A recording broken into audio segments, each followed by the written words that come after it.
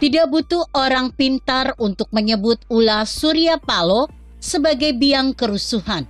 Setidaknya hanya melahirkan perdebatan yang kontraproduktif. Pada akhirnya pencapresan Anies Baswedan hanya bisa dilihat menguntungkan untuk sisi Nasdem dan kelompok Anies Baswedan semata. Sumbangsi Nasdem sebagai koalisi pemerintah menjadi pertanyaan ketika Surya Paloh mengatakan akan tegak lurus dan mengawal pemerintahan Jokowi hingga selesai. Mengawal hingga selesai atau mempertahankan status quo para kadernya dalam kabinet. Kalau Surya Paloh mengatakan sudah menyerah pada kadernya untuk pemerintah, hal tersebut untuk membantu pemerintah atau mencari penghidupan dari pemerintah. Dari mana sumber keuangan partai? Jika bukan karena membangun relasi dengan pemerintahan yang berkuasa. Karena itulah terbentuk yang bernama oligarki, di mana partai-partai itu hanya berideologi kekuasaan. Senyatanya, Anies dicapreskan ketika masih sebagai gubernur aktif.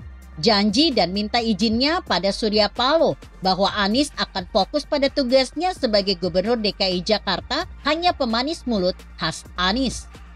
Senyatanya hari-hari Anies dipenuhi safari politik untuk TP-TP, tebar pesona.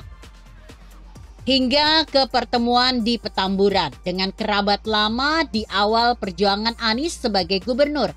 Rizik adalah faktor penting bagi Anies dalam praktek politik identitas waktu itu untuk menyingkirkan Ahok. Ironinya, safari politik Anies berlangsung bersamaan banjir Jakarta di beberapa tempat. Secara moral politik juga fatsun politik, baik Surya Paloh dan Anies Baswedan hanya menegaskan politik Indonesia yang penuh anomali, penuh penyimpangan dari kenormalan. Belum pula mulut Anies. Di media televisi, rekam jejak yang tak bisa dihapus yang mengatakan tidak akan maju capres sekiranya Prabowo maju capres. Artinya, 3 poin langkah Anies sebagai gubernur aktif tapi nyapres. Safari politik di saat wilayahnya menghadapi masalah banjir dan janji politiknya yang tidak akan sekali-kali maju nyapres jika Prabowo nyapres adalah warning untuk mencermati aktor politik ini. Semuanya menunjuk pada ketidaknormalan. Belum pula manuver Nasdem menghasilkan perdebatan politik kontraproduktif bagi partai-partai koalisi pemerintah. Jika dibilang langkah Surya Paloh adalah langkah kuda, melangkahi dan menikung, hal itu juga menunjukkan adanya situasi darurat. Bidak kuda selalu dibutuhkan, entah antisipasi serangan lawan atau rencana penyerangan, baik karena faktor eksternal maupun internal. Persoalan yang harus dicermati, apakah Anies merupakan bidak kuda Surya Paloh untuk menggertak lawan politik, atau Surya Paloh sendiri yang menjadi bidak kuda? Bidak kuda siapa? Cermati saja orang-orang di belakang layar yang selama ini dirugikan dengan kehadiran Jokowi. Anies sendiri sebagai gubernur menyatakan ketidaksetujuannya dengan IKN. Padahal ia tahu IKN sudah menjadi undang-undang. Keputusan politik yang konstitusional berkekuatan hukum negara. Kehebohan yang muncul bukan karena kehebatan dan ketokohan Anies, tetapi lebih karena kualitas dan kapasitas perilaku para aktor politik kita, termasuk para analisnya yang acap hanya berdasar tafsir-tafsir politik klinik. Hingga ketika Jokowi beberapa kali menyampaikan situasi ekonomi global berdasar laporan IMF dan Bank Dunia, Said Iqbal tiba-tiba mengancam akan mendatangkan 50.000 buruh turun ke jalan. Katakan itu demo atas biaya masing-masing buruh. Kira-kira berapa duit yang berputar di situ? Lagian, ekonomi dunia harus sesuai tuntutan Said Iqbal yang punya nama ormas buruh macem itu. Belum lagi ada gugatan soal ijazah palsu Jokowi.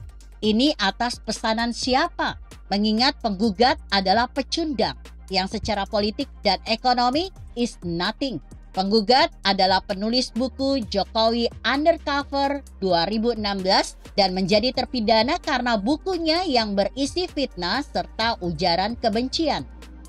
Bukunya sempat merepotkan saya karena tahun 2014 saya menerbitkan novel politik berjudul Jokowi Undercover. Dari angka tahun penerbitan jelas saya lebih dulu.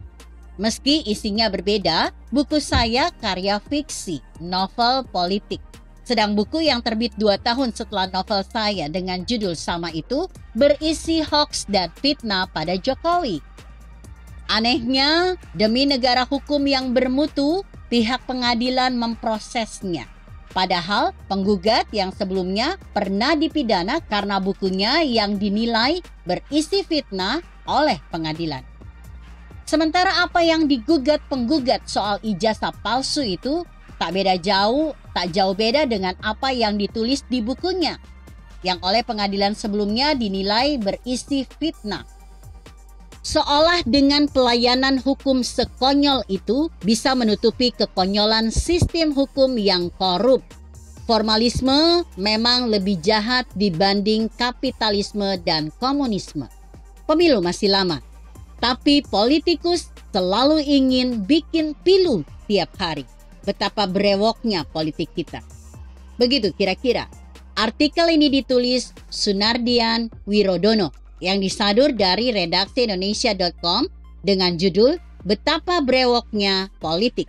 Bagaimana menurut Anda? Jika Anda berpendapat lain, tuliskan komentar Anda di bawah ini. Saya Emma, Karisma 90.